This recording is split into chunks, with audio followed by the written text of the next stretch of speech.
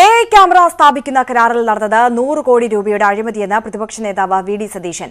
Consortium യോഗത്തിൽ Prasadio company ഉടമ പ്രകാശ് ബാബു പങ്കെടുത്തതിന് തെളിവുണ്ട്. അൽ ഹിന്ദ് കമ്പനി തട്ടിപ്പിനെക്കുറിച്ച് നേരത്തെ അറിയിച്ചിരുന്നു. വ്യവസായ മന്ത്രിയുടെയും വകുപ്പ് സെക്രട്ടറിയുടെയും കൈകൾ കെട്ടപ്പെട്ടെന്നും പ്രതിപക്ഷം ആരോപിച്ചു.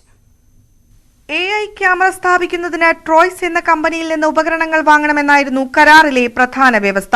ട്രോയ്സ് 57 കോടി രൂപയുടെ പ്രപ്പോസലാണ് നൽകിയത്. എങ്കിലും 151 കോടിക്കാണ് ഉപകരണങ്ങൾ വാങ്ങിയത്.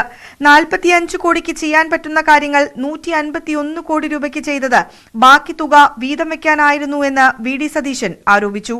ഇതിന്റെ മുഴുവൻ കാര്യങ്ങളും, അതായത് കൺട്രോൾ റൂം അടക്കം ക്യാമറ വാങ്ങിക്കുന്നത് ഉൾപ്പെടെയുള്ള സാധനങ്ങൾ എല്ലാത്തിനും കൂടി ചേർന്ന് 57 കോടി രൂപയാണ് ഇവരുടെ യഥാർത്ഥ പ്രപ്പോസൽ. 151 കോടി രൂപയ്ക്ക് ടെൻഡർ കൊടുത്തിട്ടുണ്ട്. അത് കാർട്ടൽ രൂപീകരിച്ചിട്ടാണ് ടെൻഡർ കിട്ടിയത്. കോമ്പറ്റേറ്റീവ് ടെൻഡർ അല്ല കിട്ടിയിരിക്കുന്നത്. ഇവരുടെ തന്നെ കാർട്ടലുകളാണ്, കൂടെയുള്ള ആളുകൾ തന്നെയാണ് മത്സരിച്ചത്. മുഴുവൻ കാര്യം കൺട്രോൾ റൂം സ്ഥാപിക്കുന്നതും കൺട്രോൾ റൂം ഫേർണിച്ചർ ഉൾപ്പെടെയുള്ള മുഴുവൻ കാര്യങ്ങൾ എല്ലാത്തിനും കൂടിയുള്ള ചെലവാണ്. ക്യാമറ വാങ്ങിച്ചുൾപ്പെടെ ബാക്കി 100 കോടി. എന്നിട്ട് ഇത് കിട്ടിയ SRITക്ക് 6% കമ്മീഷൻ, വേറെ ഒരു പണിയില്ല. 9 കോടി രൂപ അവർക്ക് കൊടുക്കും. ബാക്കി പൈസ ഇവര് വീതം വെച്ചിട്ടുണ്ട്. ഇതായിരുന്നു പ്ലാൻ. കൺസോർഷ്യം യോഗത്തിൽ പ്രകാശ് ബാബു പങ്കെടുത്തതിന് തെളിവുണ്ട്. സമഗ്രമായ അന്വേഷണം നടക്കുമ്പോൾ അന്വേഷണ ഏജൻസിക്ക് തെളിവ് കൈമാറാം. പ്രകാശ് ബാബു ആ കൺസോർഷ്യത്തിൽ പങ്കെടുത്തിട്ടുണ്ട്. ആ കൺസോർഷ്യത്തിന്റെ യോഗത്തിൽ പങ്കെടുത്തിട്ടുണ്ട്. പങ്കെടുക്കുക മാത്രമല്ല, അദ്ദേഹമാണ് കൂടുതൽ സമയം സംസാരിച്ചു. വഴി കൂടി പോണ ഒരാളെ സമീപിക്കേണ്ട ഒരാവശ്യമില്ല. ഈ യോഗത്തിൽ പങ്കെടുത്തിട്ടുണ്ട് അദ്ദേഹം. ആ യോഗത്തിൽ പങ്കെടുത്തിട്ടുണ്ട്. അന്വേഷണം നടക്കട്ടെ. അന്വേഷണം നടത്തിയാൽ ആ യോഗത്തിൽ പങ്കെടുത്തതിന്റെ തെളിവുകൾ ഹാജരാണ്.